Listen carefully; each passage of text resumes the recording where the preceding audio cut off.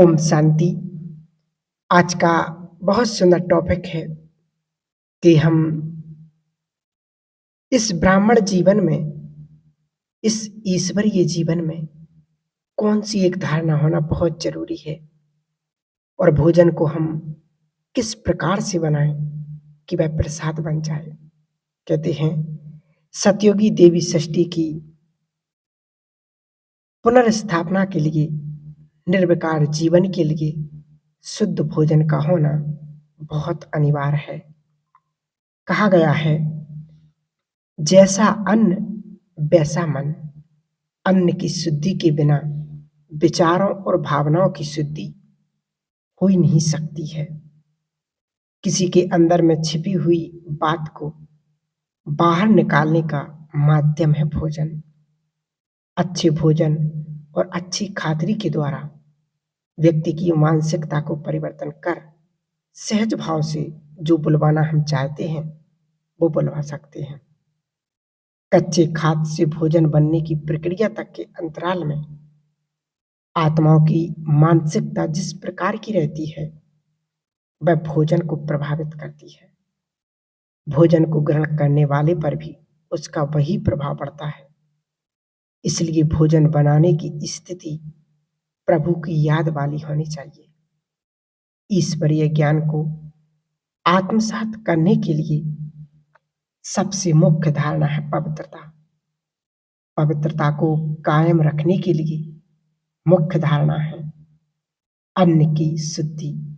पवित्र अन्न से ही पवित्र विचार पनपते हैं। विचारों में सात्विकता जितनी आती जाएगी उतनी ही कर्मों में कुशलता भी आती जाएगी और संस्कार भी अच्छे बनेंगे। यह जीवन प्रभु का दिया हुआ उपहार है। इसे चलाने के अधिक आहार की आवश्यकता नहीं है।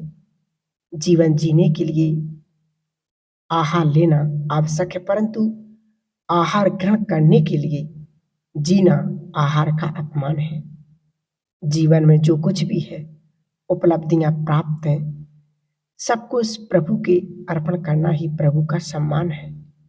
उत्पादन से लेकर के मुक्त तक आने की जो प्रक्रिया के हर कर्म का जब हम प्रभु को समर्पित करते हैं तब वह अन्न सिर्फ अन्न नहीं रह जाता, वह प्रभु का प्रसाद बन जाता है जो शरीर को निरोगी बनाता है, मनोबल बढ़ाता है और बुद्धि को दिव्य बनाता है। ऐसा भोजन वरदान बन जाता है। षष्ठी पापों का बोझ उठाने में असमर्थ है। योगी अपनी प्रचंड योग साधना के द्वारा इसे परिवर्तन कर दे। ऐसे योग अग्नि को धारण करने के लिए भोजन की शुद्धि चाहिए। शिव बाबा ब्रह्मा बाबा के माध्यम से साकार और अव्यक्त महावाक्यों द्वारा हम ब्रह्मवत्सों को समय प्रति समय भोजन के संबंध में अनेक प्रकार के नियम, संयम, विधान और मर्यादा बताते आ रहे हैं। ब्रह्मा बाबा ने भी शुरू से ही इस संबंधों में सभी बच्चों को अटेंशन खिंचवाया। स्वयं भी इतना ही अटेंशन दिया। एक एक गिट्टी खाते समय बाबा स्वयं को चेक करते थे कि सिर्फ बाबा की याद साथ साथ है। उस समय बाबा की इन बातों पर जिन्होंने ध्यान दिया वे आत्मा आज पूरे विश्व में आध्यात्मिक क्रांति का आधार स्तंभ बन गई। राजयोगिनी दादी दीदियां और राजयोगिनी भ्रातागढ़ की महानता का आधार ज्ञान युग में महारत के साथ साथ ब्रह्मा भोजन के प्रति इनका सम्मान भी रहा। याद में रहे भोजन पकाने, खाने, खिलाने की गहन रुचि का निर्माण कैसे होगा, कैसे इसमें परिपक्वता आई, इसकी क्या प्रक्रिया है, क्या क्या लाभ है आदि अनेक प्रकार की जिज्ञासाओं का समाधान करने वाले उनके अनुभव हम आपको बताते हैं। आशा है कि ब्रह्मा भोजन की आवश्यकता और उपयोगिता को स्पष्ट करते हुए जीवन के ऊंचे लक्ष्य को प्राप्त करने में सफलता सिद्ध होगी। इसको बनाने में जिन जिन आत्माओं ने मनसा वाचा कर्मणा सहयोग दिया उनके प्रति दिल का आभार व्यक्त करते हुए इसे ईश्वरीय सेवा में समर्पित करते हैं। पिता श्री प्रजापिता ब्रह्मा बाबा के महावाक्य धारणा तब हो जब योग में रहें, फिर विकर्म भी विनाशम, बुद्धि पवित्र नहीं होगी तो अविनाशी ज्ञान रतन ठहरेंगे नहीं। बच्चों को समझाया है कि पहले भोग लगाकर फिर खाया जाता है, क्योंकि उनका ही सब दिया हुआ है। तो फिर पहले उनको याद कर भोग लगाते हैं, आह्वान किया जाता है, फिर जैसे कि साथ में मिलकर खाते हैं। बाबा तो है संपूर्ण पवित्र, हम हैं जैसे भेलनियाँ। हम याद करते हैं तो क्या बाबा हमारे साथ बैठ खा सकता है? हम अपने को संपूर्ण पवित्र तो कह नहीं सकते, तो हम भेलनियों के साथ खाएंगे? फिर वासना ले लेते हैं। वासना लेना कोई खाना तो नहीं होगा ना। खुशबू ले लेते, हाँ, कोई 75% धारणा करने वाले अच्छे बच्चे भोजन बनाकर बाबा को खिलाएं तो वासना लायक भी हो, क्योंकि बाबा है बिल्कुल शुद्ध। पर हम पवित्र के साथ खाए ये लो नहीं। वह भासना ले सकता होगा। बाबा कहते हैं मैं भासना भी क्यों लूं, मैं तो निष्कामी हूँ। भासना लेने की भी मेरे पास कामना नहीं, मैं 100% निष्कामी हूँ। भोग ऊपर जाता है, बहुरूपी बैठ देवताओं को खिलाते हैं। देवता चाहते हैं हम ब्रह्मा भोजन खाएं, तो बाबा मम्मा और फिर ऊपर से देवताओं की आत्माएं आती हैं, वह बैठ खाती हैं। फिर भी रुचि से तब खाएंगी जब पकाने वाले योगी हों। देवता भी ब्रह्मा भोजन की महिमा करते हैं। बाप तो कहते हैं मैं आया ही हूँ तुम्हारी सर्विस करने, हमको तुम्हारा पूरा निष्काम बनना है।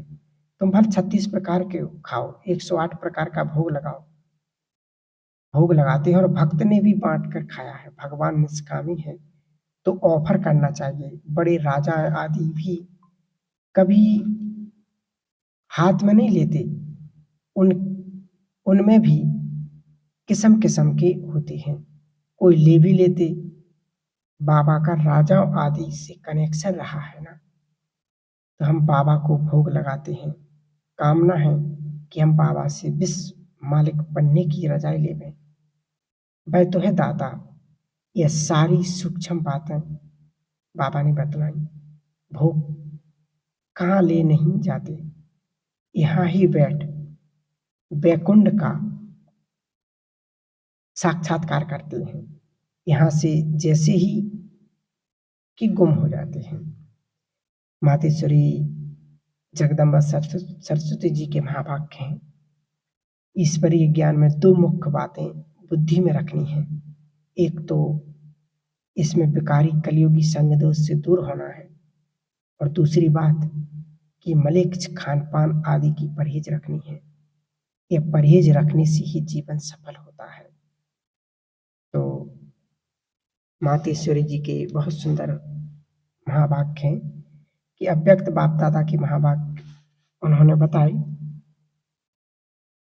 कि ब्रह्मा बाप के भंडारे से खाते हो, इसलिए सदा ब्रह्मा भोजन खाते हो।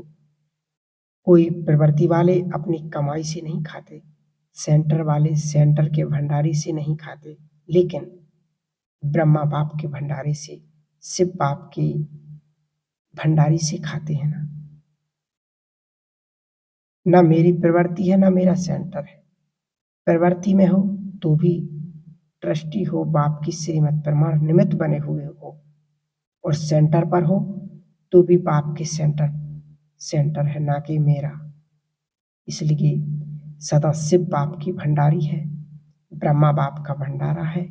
इस स्मृति से भंडारी भी भरपूर रहेगी तो सदा भंडारा भी भरपूर रहेगा। मेरापन लाया तो भंडारा व भंडारी में बरकत नहीं होगी।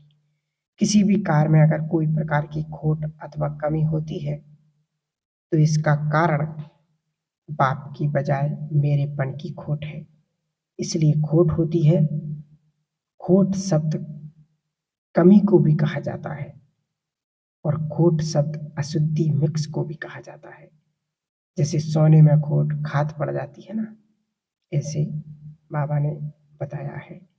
गुलाब जामुन या मिठाई खाने के लिए ही बाप दादा ने हर गुरुवार भोग कर रखा है। भोग में खुद भी खाते हो और बाप दादा को भी स्वीकार कराते हो।